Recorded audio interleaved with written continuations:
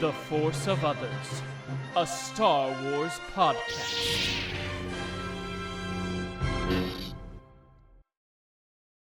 Hello there, and welcome to The Force of Others. I'm Zachary Owen Turner. And I'm Matt Boitner. And it's the last time we get to do the piratey voice, possibly, maybe, but we'll see. In the meantime, though, hello, I'm back. Thank you to Matt and Lance for taking the reins last week. It's good to be back. Had a very fun time. I was visiting some friends down in Virginia. Matt, how have you been? How's your Star Wars week been? How's your weeks been?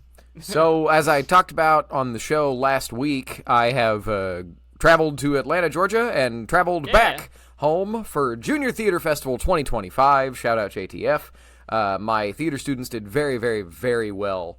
It's one of my favorite parts of the year.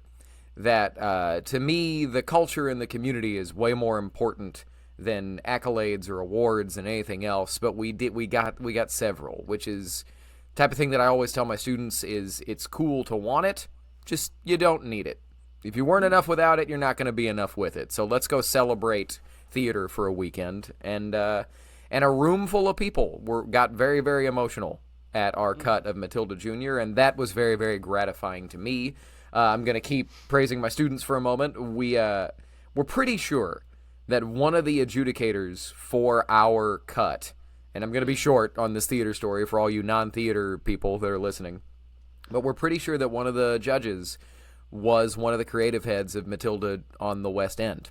And when I saw that in her bio, I was like, of course, that's going to be who's watching our thing. Great.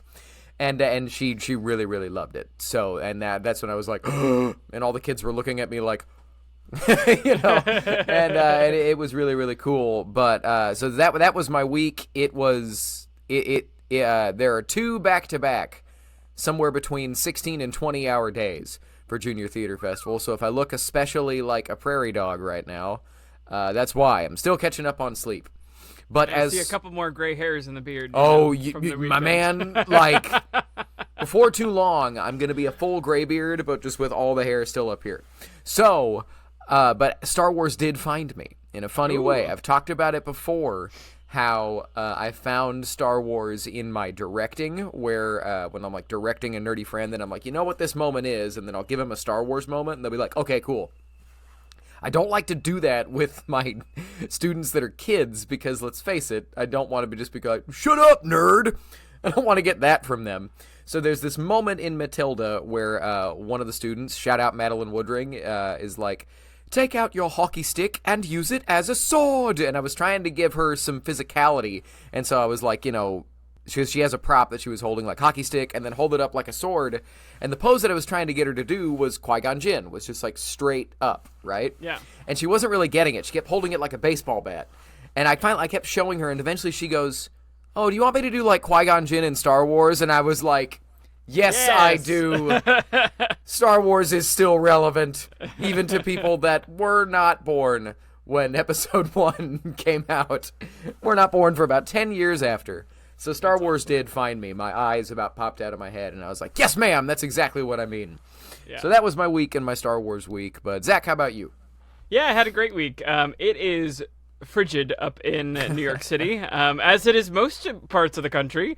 It snowed down in Houston where my parents live, and I was like, holy crap. But it is absolutely frigid, but we were out and about yesterday going to different bookstores, and we popped into this really cool comic store that's, to me, is new because I have not been there, but they've been open for 2 years. But time flies, and I remember seeing them open 2 years ago and be like, oh, I gotta go there, and that was yesterday. But they had this shelf, and it had this is how Star Wars found me. They had this shelf, and it was $5 books, and I was like, oh, well, I gotta look at all of these. So, going through, and I'm a huge Batman fan as well, in case we haven't talked about it in the podcast. I actually don't think we have. I don't think we have. We will eventually. So they had The Mask of the Phantasm in the comic book form. Yeah. So I was like, well, we're gonna take that, and then Kai was like, oh look, a Batman I Spy, but it's like where's Waldo, but with Batman. Cool. So we got that, and then Star Wars wise, I have it here to show everybody. We found this, which is Return of the Jedi. The Ewoks joined the fight, and it comes with. It's not included here, but it comes with a record that will read the book to you. Cool. Which is just so cool. But I gotta show off a little bit because the art in here is just really gorgeous. Let me find a good splash page. Is it from like the 80s? Yeah, this thing has to be from like 86. Let's see. Does it have a all rights reserved? Buena Vista. No, this. I mean, it came with a record, so it's got to be. Yeah. You know, from back then. Yeah. But like, let's see if I can have the camera. That's cool. Yeah, like really pretty art. So this goes on my shelf with all my Star Wars stuff. Right on.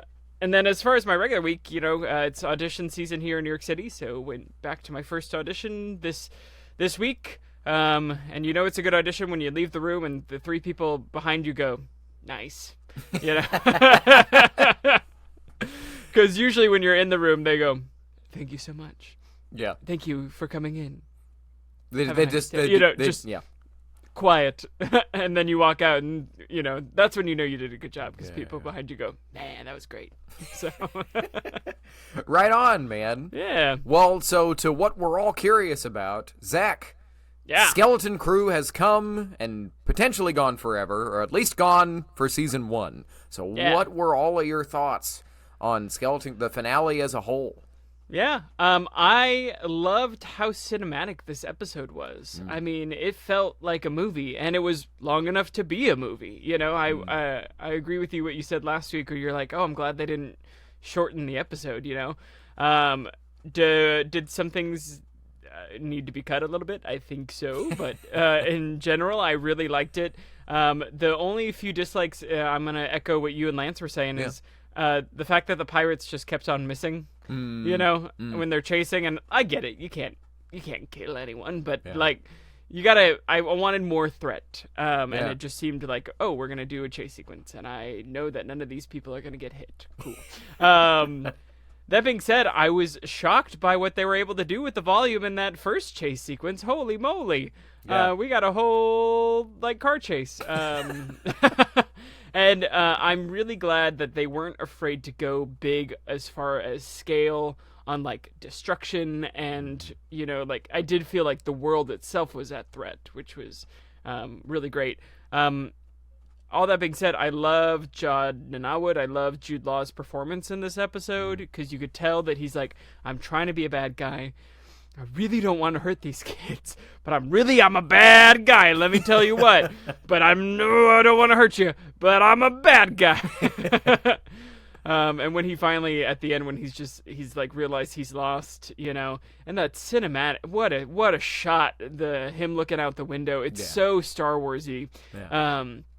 I thought that, you know, this episode felt very much in universe, and you know, it was so nice to not get a, you know, Princess Leia cameo at the end, or a, you know, Admiral Akbar cameo at the end. Like, I loved that it was just its own thing. You know, I thought it resolved really well and left things open, so much wide open. I was shocked, but it still felt like a complete story, which I was like, great. If nothing else comes from this, it's a perfect one season, you know, that has like a little dip on episode 4, but it came back. I wanted to hear your thoughts on that. I forgot. I was like, oh my gosh, Neil, with the gun, he came back. Yeah. Oh, yeah. I think I said something about it last week, but that like something did come back from episode 4. The gun came back, but I'd still stand by. You know, they were like, we need to invent another episode here. We'll do the one tribe hates another tribe, and Neil's going to teach them about pacifism, and then we'll get back to the story that we're actually telling. Yeah. You know. But yeah, I mean, the only other thing that I had to add about the finale was after some time I have made my peace with kind of my big dislike was that it ended, I got jump scared by that ending, right? So all of a sudden, boom, it wrapped, the credits, and I was like, oh, what? Why? But if I there ran is no into that too. yeah, but if there is no season 2, I will deal. I'm more okay with this, not to pull something else down to lift this up, but for the sake of comparison, I'm more okay with this ending than like the Acolytes or than Ahsoka season 1, because this is actually an ending. End your shows, Disney. Like it, and it's entirely possible that at some point they wanted to do more of a cliffhanger ending, or Disney wanted that and then changed their mind. We don't know. Again, this show was supposedly finished like a year ago and then got delayed for whatever reason. Who knows or cares? But Well, you can tell by the interviews with the kids that are going around, because you're like, you're a whole new person. yeah, they're totally different. You're like 3 feet taller. Yeah. But just end your shows, guys, because this felt like a beginning, middle, and an end, like you said. You left it open for more, and I've got a quote from Watson Ford later on about it. But just end your show. It's like Mando season 1. Mando season 1 ended, and then the only cliffhanger was that Moff Gideon has the Darksaber, right? Yeah. Where it was, whoa! But that could have been the ending if the show had been like a mid audience response. That could have been the ending. We would have been like, cool. I wonder what that's about. And we would have been mad, but at least it was an ending. Yeah. So just end your stuff. But, so do you want to take him through the deleted scene that we found out about from Skeleton Crew this week? So we had I want to get the proper name here. Posted on Instagram, actually, the actress Yasmin Al-Masri. Yeah. Yeah. Posted that we actually got a deleted scene, and we got some photos from her Instagram where she was actually going to play the first female Arab Jedi, and was going to be a flashback for Jod's master, which, the robes look great, and she talks about, how it was a dream come true, because, big Star Wars fan, and but it looks like we were going to get, his master getting shot down in I imagine a very Mandalorian style flashback, like we've gotten with the Death Watch in Mandalorian. But yeah, we kind of know who his master is. At least we know that who it's not. That it's not Kiadi-Mundi or Plo Koon returned, or so people don't have to speculate as much. Yeah. Well, how are your thoughts? Are you upset this wasn't on the show? I don't think we needed it. Yeah. I wouldn't say no to it. I think it would have been a cool sequence, and I do feel bad for the actress, because she filmed all that and is in the universe kind of, but like also didn't make it to the screen, and that sucks. I would be so bummed if I were her. I would probably be like, I'm so sad. Yeah, can you imagine? Like either of us being in a Star Wars thing, getting cast in a Star Wars thing, training for a Star Wars thing, being there on set, and then not being on the. I hope they release it. I hope they release the scene. So that way. Well, it wouldn't surprise me if the most that we get is what's on her Instagram page. Like there's a couple the post, and I'll put it in the show notes below. But there's a couple videos that she posted on her Instagram in that same post of her doing the same choreo. That may very well have been all that it was. Yeah. Just deflecting some bolts and then getting shot, and then we see a young Jod, like, seeing her. That's the only reason, similar to you, I don't necessarily think we needed it. I liked that we saw it. We saw how it affected Jod from his actions and his words. Like, cutaway sometimes can take away some of the story. Jude Law is too good of an actor to need a flashback. Well, but honestly, yeah. But I mean, it's the whole thing of like it's the Hitchcock style of storytelling, right? Yeah. That like not seeing something is sometimes more scary or more effective than literally seeing it, because you get to fill in the blank spots in your own mind. You know what I mean? Not to take anything away from the actor. But I'm sure the performance was phenomenal. But just especially because the whole show was steeped in, this is from the kid's perspective, you know. If the kids ever find out about Jod's master or whatever, or get more information, then maybe that could work. Honestly, we could still see the footage if a season 2 does come. Yeah. You could start with that and Yeah. start with because for me the transition is she's deflecting bolts. You see the kid's eyes, and then it transitions to Jod's old eyes. Yeah, and open season 2 with him in jail and the kids breaking him out again to go on another adventure. Yeah. But anyway, I think that's you got anything else about the finale, or did we do it? No, I think we did it. Just if you want to do some wrap ups on thoughts on the entire series. Well, just overall that I liked it. My biggest thing was just end your shows, guys. Like it's, and we'll get into all the Watson Ford stuff literally next up, but it leave doors open for more stories, but end the story you are telling. Yeah. Within that story, it's like Star Wars Episode 4. That movie could have come and gone. Nothing else ever happened. And we wouldn't have a Star Wars podcast, obviously, but we'd be going, yeah, there's this really fun 70s movie that's kind of about how, spirituality and faith is more important than technology and everything else. And, that's kind of fun. What a weird product of the times. I liked it. It's fairy tale in space. And then we're moving now back on. to Spock 5. Yeah, exactly. Now back to our MCU podcast. But anyway, so speaking of Watson Ford... there are a bunch of different interviews have come out as kind of the veil has lifted. Now that the whole show is out, they'll talk about everything.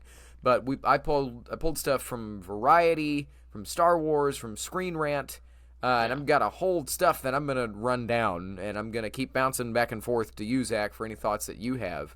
I think this came originally from somewhere else, but that in 2017, 8 years ago, this was pitched as a movie.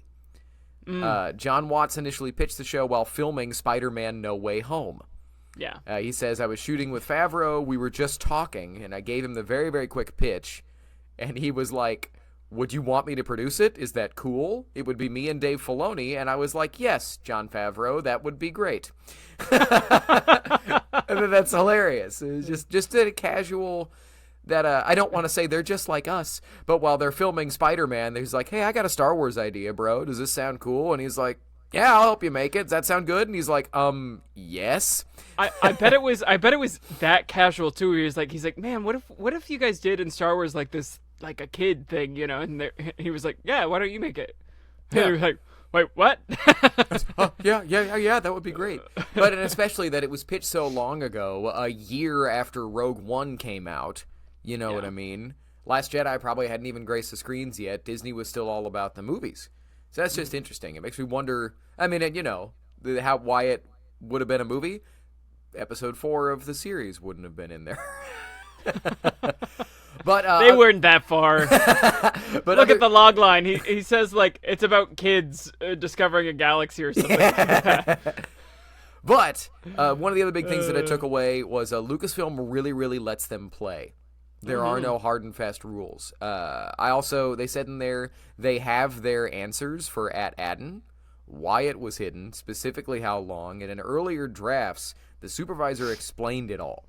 All of it. And they were just like, this is too boring. This is fun for people like us, like you and me, Zach, but for everybody else, they'd be like, a 12-year-old would be like, what are they talking about?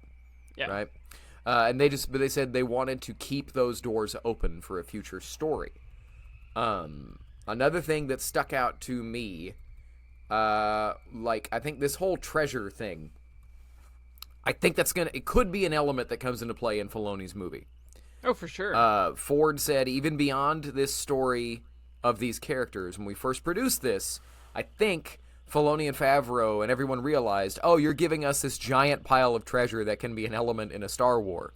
And then Watt says, we've put that on the board. There's a big pile of treasure out there if anybody wants it. I don't know how much Filoni is actually going to pull from Heir to the Empire, right? The Legends novel that we all pretty much think this is going to be.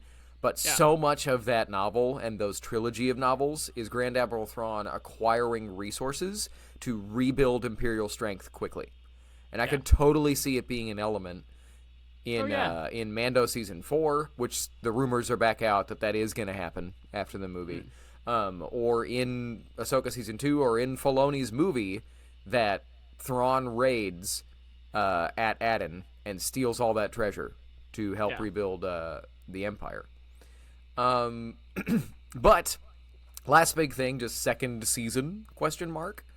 Watts said, we have a lot more stories to tell. And then Watts goes on to say, I'm much more interested in the idea of getting people to like these characters without using cameos as a crutch.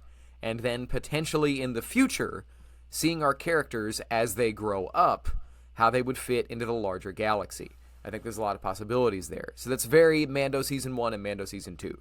Season 1 is all about these characters. No cameos. We're going to make you interested in Din and Grogu. And then into Season 2, we're going to enter them into the larger world. They're going to meet Boba Fett and Luke Skywalker and Bo-Katan and Ahsoka Tano. And, you know, they're going to enter the wider stories that we care about. Same with Rebels, Season 1 and Season 2. So, now, who knows if it's going to happen? Because I talked about this on the show last week, Zach. With our limited data in the streaming era, it is it's not clear how much better or worse the viewership numbers were than The Acolyte, but it seems like they're very comparable. So, based on people I've talked to, I would also agree. I'd be like, are you guys watching the show? They go, no. Looks fun. Oh, and I can even say, just from our tiny podcast perspective, the episodes that are about Skeleton Crew are watched significantly less than the episodes that are than the episodes that are about other stuff. Yeah. So I just think in general it's a little bit of franchise fatigue, you know. And there are a lot of people that are also saying, because The Acolyte was so mixed and it became such a heavy topic, whether justified or not, there were lots of very, very rash opinions on all sides. A lot of people think this is, similar to The Last Jedi and Solo. Last Jedi was such a heavy, discussed topic, and it was kind of like, I just want to watch a fun Star Wars movie. Then when Solo came out so quickly afterwards, nobody watched it because they were like, I'm ready to not dive into Star Wars again. I need some time. I like both shows, as do you, but if it does get a second season, Zach, how would you feel about that? Oh, I'd be so down. You know, I'm the pirate guy. You know, so more pirates. What do you mean? Star Wars pirates. I'm down. I'm down for a second season. I hope it comes through. You know, looking at these interviews too, some things that stuck out to me. You know, it feels like these directors really understand the style of Star Wars. Because they talk about how there wasn't there was no rules for their directors as they were show running, but then, you know, there were some rules. But, you know, they talk about how you don't push through a cockpit screen because they wouldn't have done that in the 70s. And David Lowery talks about how important, like, having the actual physical set of the Onyx Cinder is because, Star Wars is so tactile and, like, you need to feel like it's real and a set and not all CGI. And they talk about how even with the filming of the ships flying, they do something which I realized that in Force Awakens they broke, which is part of the reason we were all like, whoa, when the Falcon does that, like, you know, big swish swirl on Jakku. They don't do anything like that here because there would have been a gimbal, you know, and it would have had, you know, you could do 3/4, but you can't do it all the way around because in the 70s there would have been a motion control rig that was moving the ship. I was like, that's so specific and not something I would have ever thought of, but I'm glad that they did. So, you know, they seem to really understand the style and the humor and the fun but the stakes and the seriousness too. So I'm down. I'm down for more John Watts, Christopher Ford, Star Wars. Yeah, me too. Whatever it is. I absolutely loved the tone and feel of this show, and one of the biggest things that I can say about it is even with all the different creatives that they brought in, the style and the tone felt consistent. And I don't know anything about show running a TV series, but I watch a lot of TV. And I've watched a lot of media in my day. And like Book of Boba Fett, it wasn't always tonally similar. Like you could spot a mile away the Robert Rodriguez directed episodes as opposed to the episodes directed by any of the other people.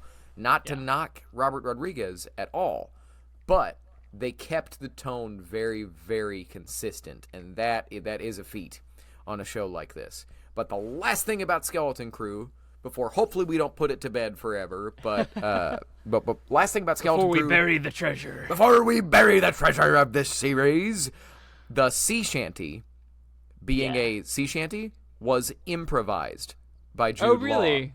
Speaking with Collider about that episode of Skeleton Crew, director Bryce Dallas Howard revealed that Law came up with the shanty himself.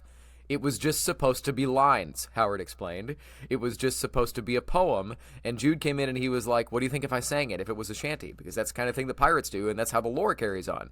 And we were like, yes, please, we would like that very much, Jude Law. Well, thank you, Jude Law. I'm saying, well, so here's, like, how would you feel about this, Zach? Because it's the one thing that I forgot to say last week. We're talking about the different ways that this show... that these Star Wars shows could carry on. Lance has brought up several times the very, very accurate point that Disney is not necessarily building series. They are building characters.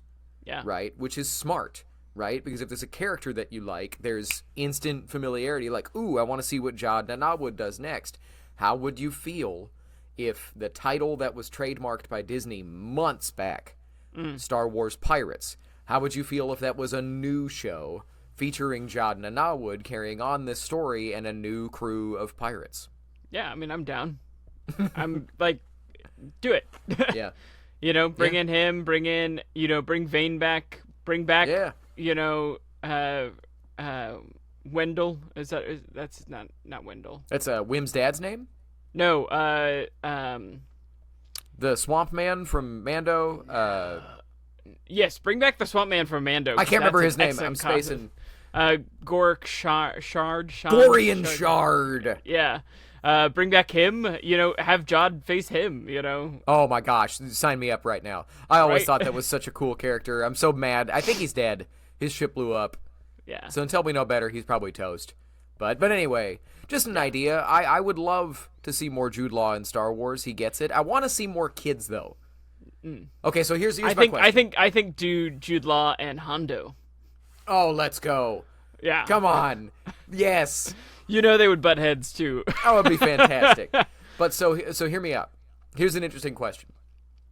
So if you have to choose between a X-Wing show or learning to be an X-Wing pilot show featuring Wim and the kids and probably Jason Sandula, or Star Wars Pirates with Jude Law, if this is a universe where you, Zachary Owen Turner, get to decide which show moves forward, what's your choice?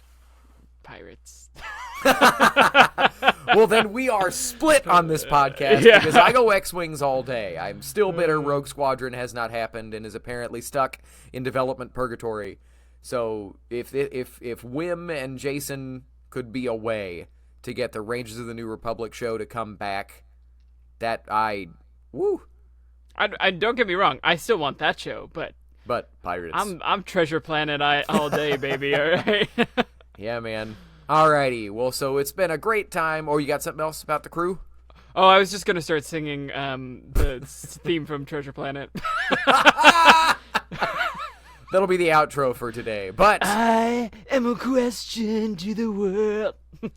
I gotta be honest, I don't know that I've heard the theme to Not Treasure an Planet answer before. to be heard. Oh, Don't know nothing about it. no. All right. Well, anywho, but so those are Star Warses that have happened. As for the first of many, many, many, many, many, many, many rumors, as for things about Star Wars that might happen, this dropped yesterday. The time of recording, it is January 22nd. Supposedly, Ryan Gosling is going to star in Sean Levy's Star Wars movie, and that apparently this is Hollywood Reporter dropped this yesterday. Who knows if it's real? But if that happens, it could supposedly start filming as soon as this fall. So they might be fast tracking this. But Zach, I mean, if you got Ryan Gosling, you fast track that. yeah. Well, so Zach, what is your response to getting Ryan Gosling potentially in a Star Wars movie? It could come out real soon. Well, for those who are listening to the podcast, as Matt was saying the news, I was dancing up and down because I am a huge fan of Ryan Gosling, and he is somebody that I think fits into the comedy of Star Wars. He's an actor that will often be funny, but not for funny's sake. He's still like, intentional, and his actions are intentional, and it just happens to be funny because when he gets, beat up, he's funny. Like, what is it? The Other Guys? I was going to say The Other Guys. The Other Russell Guys. Crowe. He's so great in that movie. Yeah. Fall Guy I just watched recently. He's fantastic. Yes. And that is such like a Star Wars style of comedy. Yes. And I'm so here for it. I think he's not somebody that I would have ever been like, what actor needs to be in Star Wars? But as soon as it was announced, I go, yeah, no, that makes 100% sense. Like, yeah, give it to me. Yeah. So Now, what is that movie going to be? Well, here's the thing. That's Who my knows? only negative. And I hate to react negatively to a star of Ryan Gosling's actual acting caliber. I hate to react negatively to this, but the most recent rumor was that Daisy Ridley's Star Wars movie wasn't going to be made by Charmin Obaid-Chinoy anymore. It was going to be Sean Levi. And that it was going to be her. It was going to be Rey in a mentorship role of a couple apprentices. Ain't no way Ryan Gosling is an apprentice, and I don't really buy him as a villain either. So now I'm like, okay, He could be a Han Solo type. He could be a Han Solo type, but has this movie been repurposed to a Ryan Gosling star vehicle than a Daisy Ridley? If there is internal debate and discussion at Lucasfilm as to whether or not they want to move forward with the Charmin Obaid-Chinoy thing, like, sure, but we never got a continuation of Luke Skywalker's story on screen when he was in his prime. Yeah. I would argue that we never really got a continuation of that Luke Skywalker story in any way. A little bit of Mando. A little bit of Mando, but you're never going to get away from the deep fake conversation, right? You have the lead of your recent Star Wars trilogy that is game, that wants to come back. We've never had that. That is an opportunity for a generation of Star Wars fans that I really think they should capitalize on. We don't know that that's not happening anymore. But but I don't see a version of this film that Ryan Gosling and Daisy Ridley are in it. Yeah. I could be wrong, but because here's the realness: if Daisy Ridley's going to have a co-star, I would really prefer it to be John Boyega. If he wants to come back. There is so much equity if he wants to come back, and he might not have any interest, and I could understand why he wouldn't, for a whole conversation that we'll save for another show. But that is a character that there is so much equity built up in from the sequel trilogy that is untapped because they, in my opinion, severely underused him after The Force Awakens. For sure. And I would really like to see him get to finish his story. Mm-hmm. But that being said, Ryan Gosling is a bro, and he actually is a fantastic actor, and I would love to see him in Star Wars. That could be fantastic. He can do any style too. Like, give me what is it, Drive? Give me Drive in Star Wars too. Yeah. Like give me like a gritty Star Wars pilot. But I hope he does something funny. I love it when he's like plucky and quippy. And to be fair, I would love to eat my words and have him play a villain. Yeah.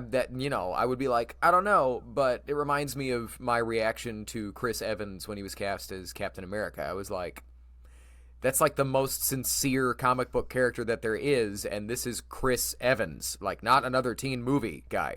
Yeah. And he didn't really get to be himself in the MCU until he played, Johnny Storm. Johnny Storm in Deadpool and Wolverine, and I was like, he's getting to be himself. That's probably why he agreed to do this. Anyway, so them's our thoughts on that most recent rumor, but Zach, you got something about the Dawn of the Jedi movie. Yeah, so the James Mangold Dawn of the Jedi movie, there's some news moving forward on that movie. In a recent interview, James Mangold said part of the reason the Star Wars movie would be taking place 25,000 years before any known Star Wars movies take place is because it's an area and a playground that I've always wanted to explore and that I was inspired by as a teenager. But also, I'm not that interested in being handcuffed by so much lore that at this point that it's almost immovable, and you can't please anybody. So, he's not wrong. Yeah. But 25,000 years, holy moly, what little... I mean, it sounds like it's going to be less technology than we have in our modern day. I sincerely hope that that's the case. That's my biggest takeaway. I mean, number one, he's right. You're not going to please everybody with a Star Wars movie. We have seen that. We have seen that since before you and I were born. I talked about it in our What Makes Star Wars conversation back in episode 4 of this podcast, that people quit Star Wars after The Empire Strikes Back.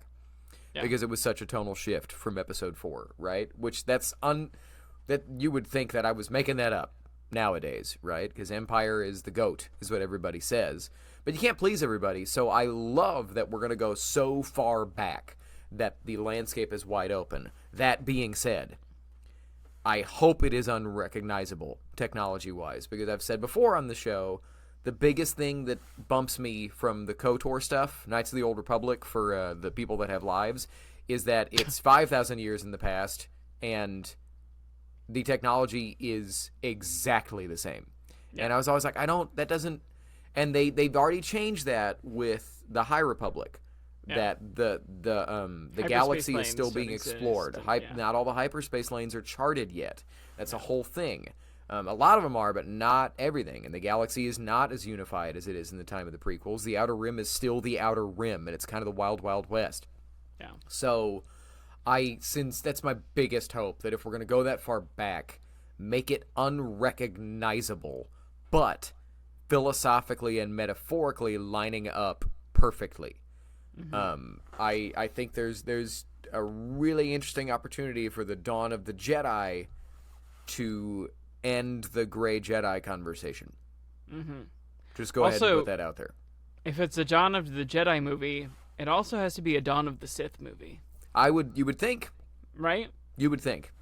I just keep it mystical, keep it spiritual.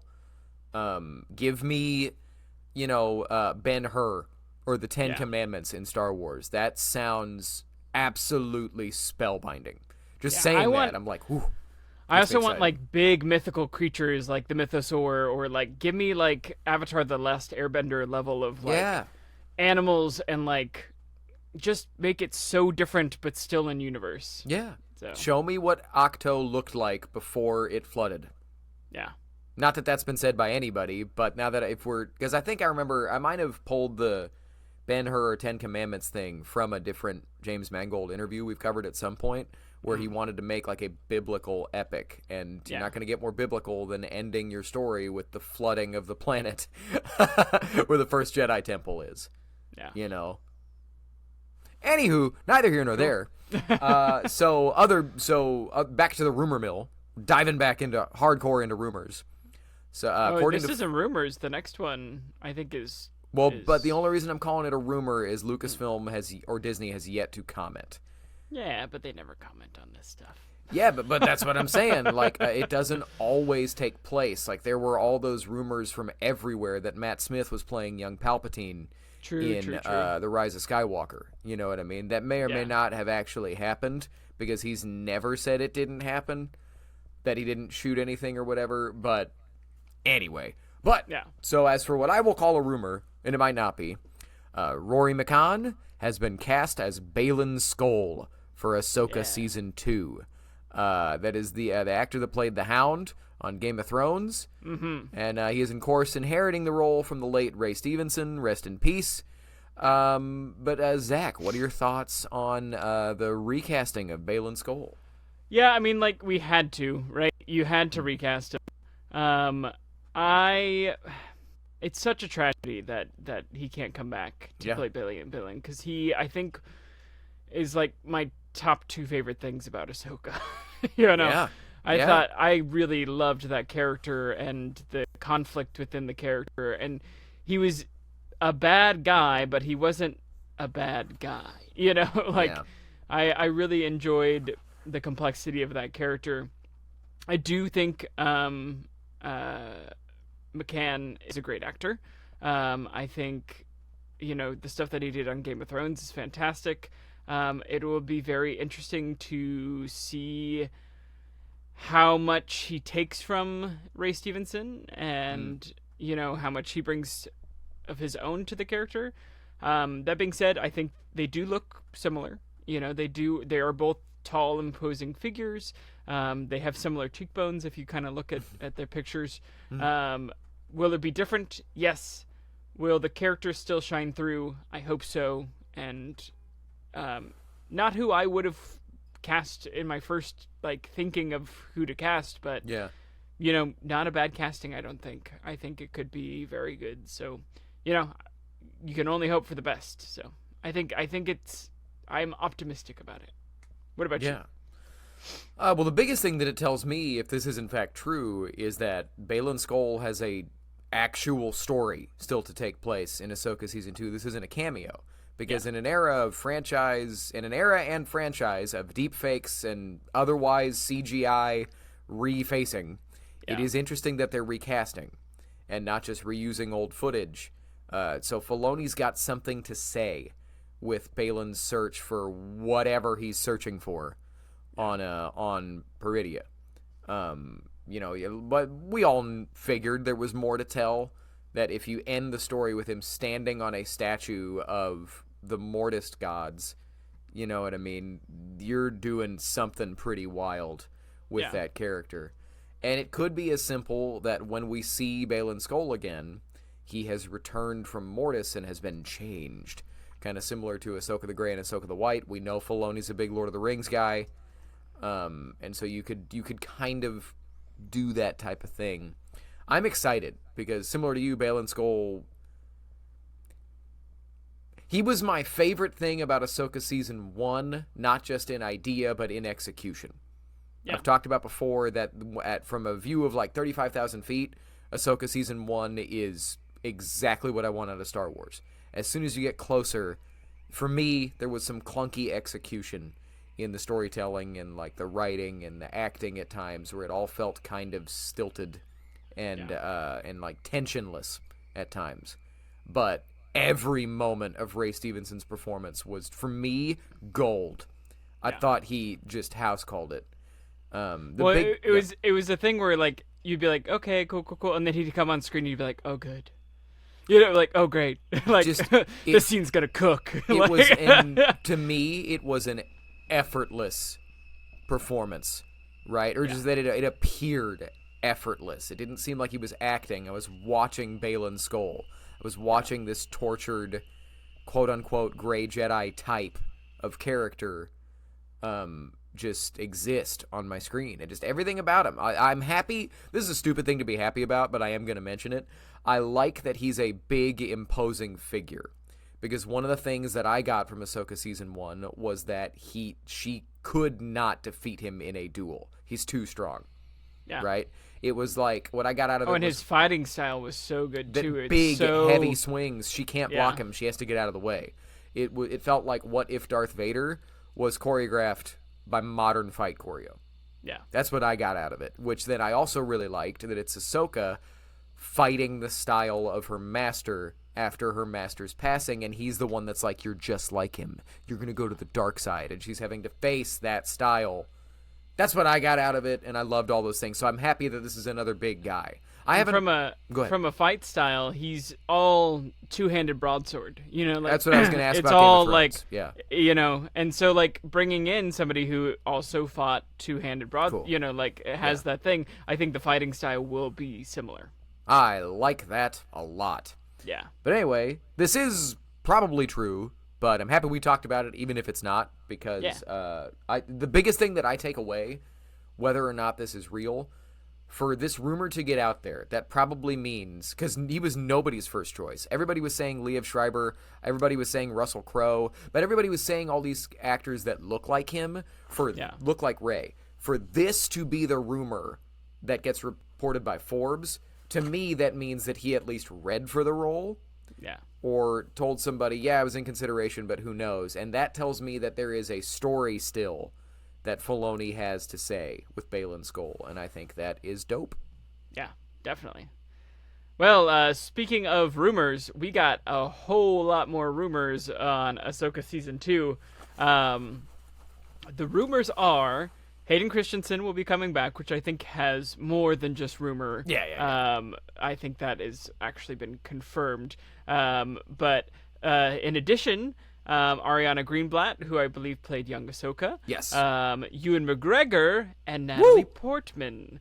The Natalie Portman of it all, Star Wars Newsnet has come out and said that was a false rumor. But I think, it's definitely possible. And if all of that is true, are we just getting a Clone Wars show live action, Matt? That's my question to you. So, we talk about Lance's good point about launching characters more than series so that you can have characters to bring into other things.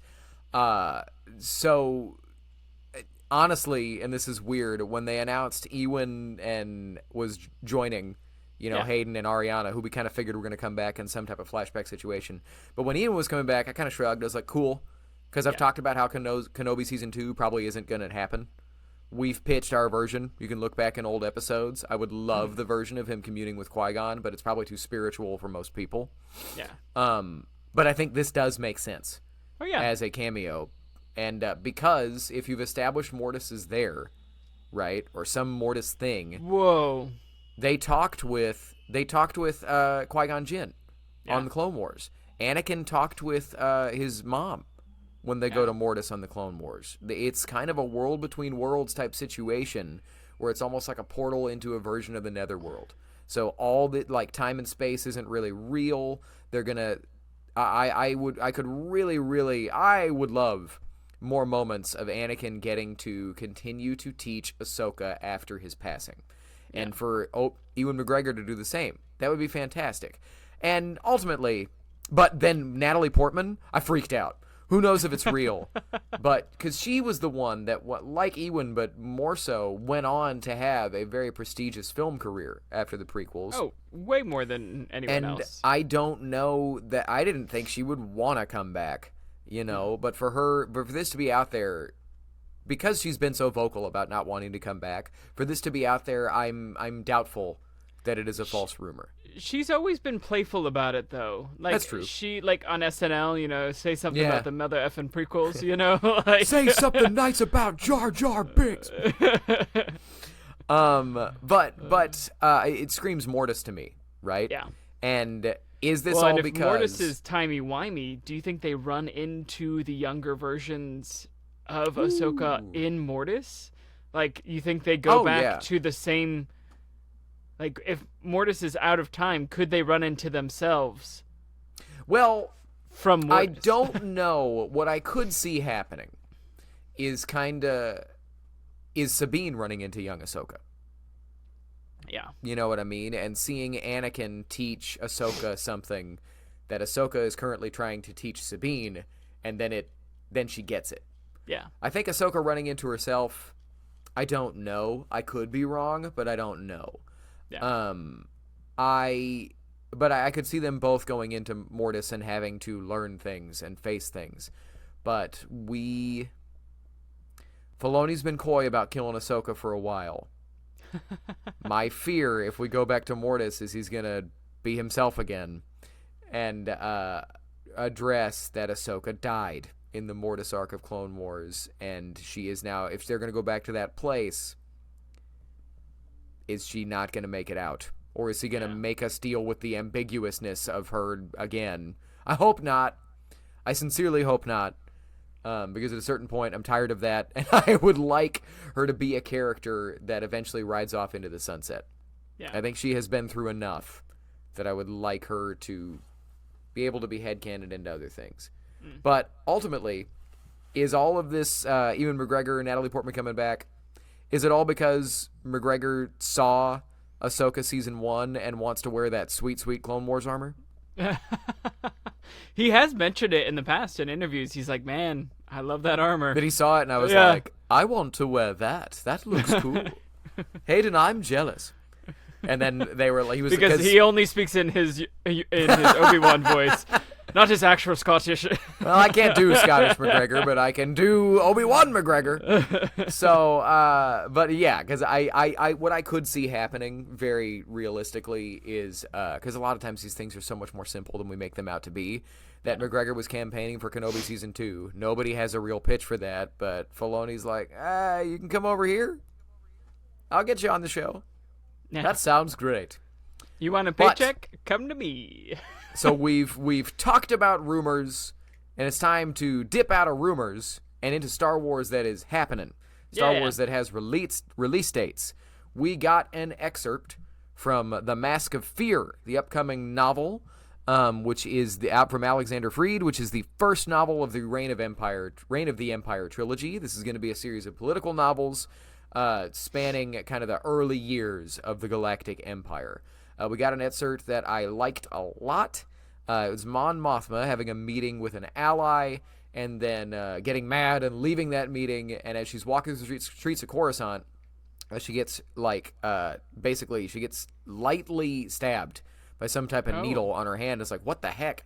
And then as she looks down, at first it just feels like a pinch. She looks down and there's a rash forming, and she's freaking out thinking she's been poisoned, and the rash forms into a message of like, so-and-so will meet with you at this place and this time. So I was like, what a cool way to deliver a message. My takeaway from the meeting with the friend was it made me mad because I thought the friend had a point. And she got this weird kind of like dunking on him moment. And I was like, what?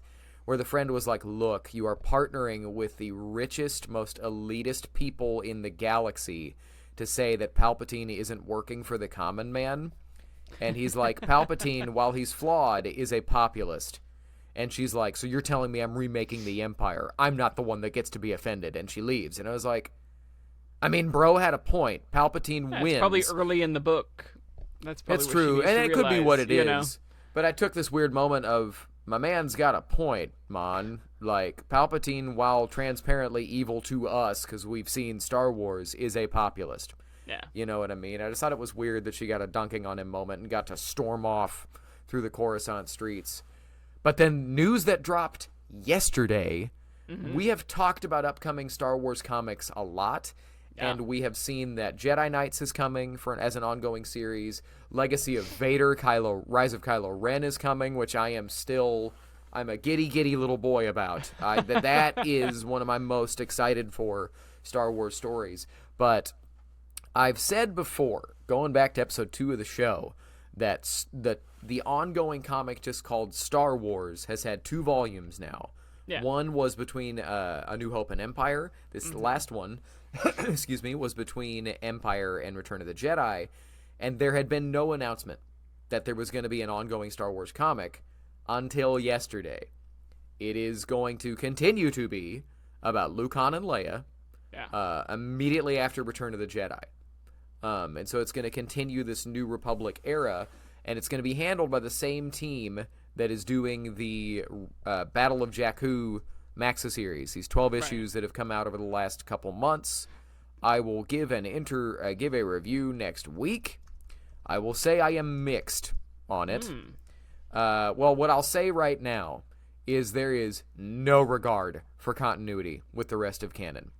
To the point that now that these same 2 guys, oh gosh, I gotta pull their names up. But the same writer and artist are Alex Segura and Phil Noto. Yeah. Now that they are continuing it, I think that's canon moving forward for this era. There's all kinds of retcons and contradictions with the Aftermath trilogy. Aftermath trilogy is a mixed bag for me, but canon is canon until it's not. Yeah. And, I'm excited to get more Luke, Han, and Leia stories in an era that we have not seen of them really at all, even in the expanded universe, outside of some novels that were in conflict with each other. There's a really good novel that comes out right after Return of the Jedi. That's canon? It's not canon. It's a expanded universe, but it's about... They have to go to this planet and solve a dispute, but it's it's largely about Leia dealing with the fact that her dad's Darth Vader. Is this the truce at Bakura? I think so, yeah. Yeah. And Luke does this weird force thing where he forces a poison worm out of his gut with the force. Yeah. Yeah. That's right. It was in the era where Star Wars was sometimes way more hard sci-fi than science fiction. Yeah. Excuse me. So there have been stories before, but in an ongoing comic book, I'm a happy. Wait, actually, I am so wrong. The original Marvel Star Wars line went on to like I think 86 or 87. So ignore me. I'm incorrect. But either way, in canon, untouched ground, and I'm excited for the most part. I wish it worked more with the rest of continuity because this run does not.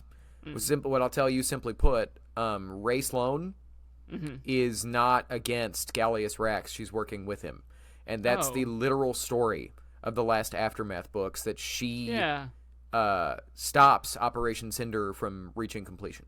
Yeah, she foils Palpatine's plans after his death, and she is working with Gallius Rax now. If you don't know the names that I'm dropping because you have a life, congratulations, good for you. Like, seriously, huzzah. We'll break it all down next week.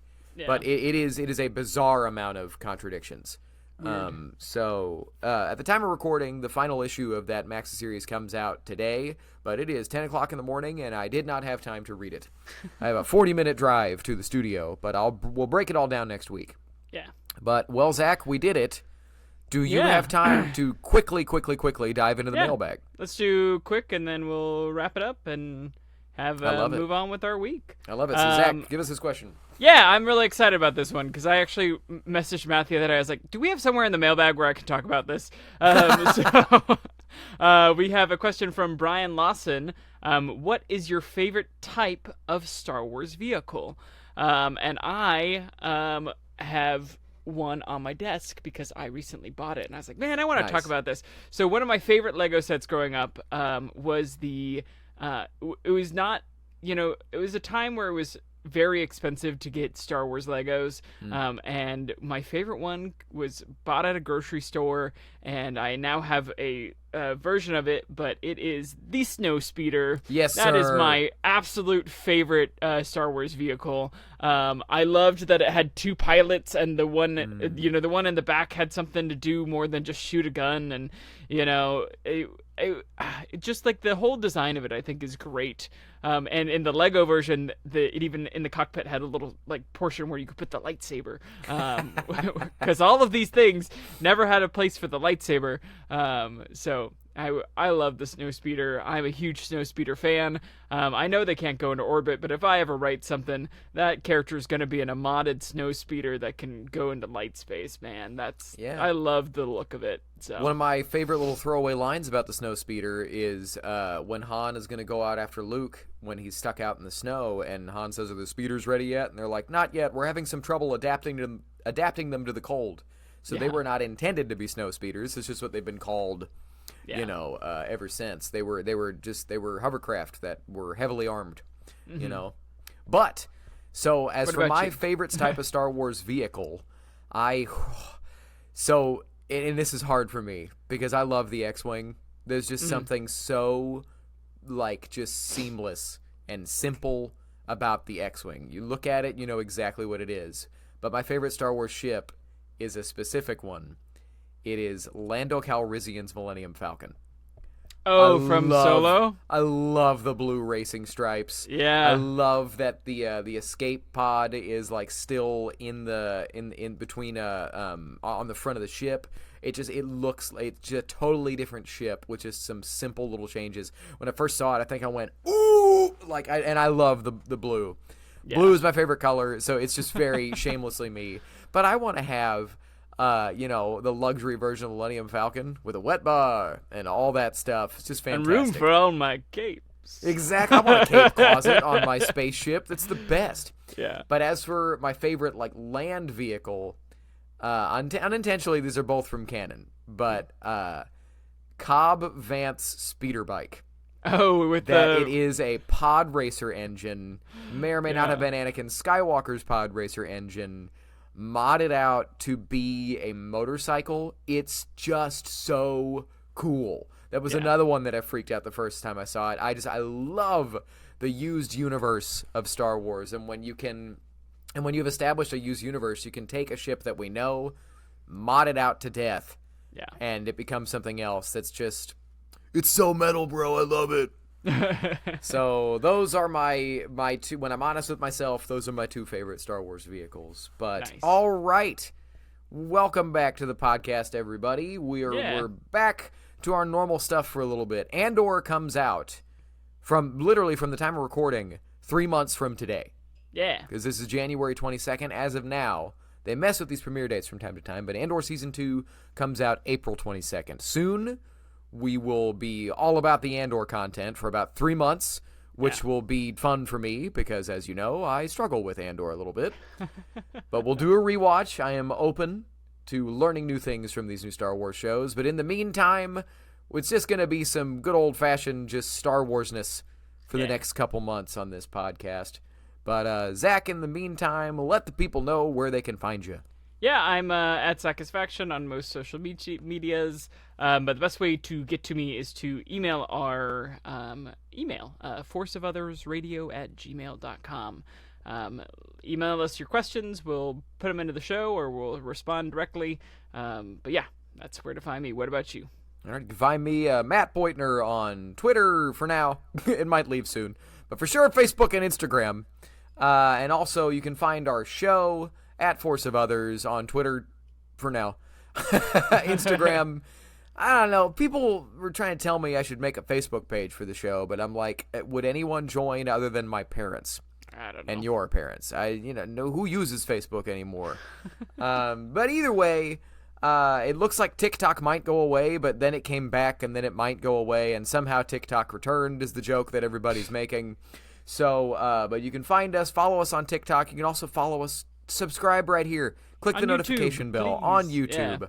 All of the stuff that we post on TikTok also goes right here. We are also, I hadn't talked to this about Zach yet, we're going to have a contest soon. We're going to do our first giveaway of the podcast, as we're at 184 subscribers on YouTube as of today. Mm-hmm. And on the race to 200, we're going to do a pretty cool giveaway, but more about that soon. Just stay tuned for how you could win that contest. And in the meantime, always remember that in this weird time, we're here for each other. This podcast remains to be about connection and continues to be a safe space for all peoples, no matter who you are. Come hang out and come talk about Star Wars. And with that in the forefront of your brain, remember, the Force of Others will be with you. Always.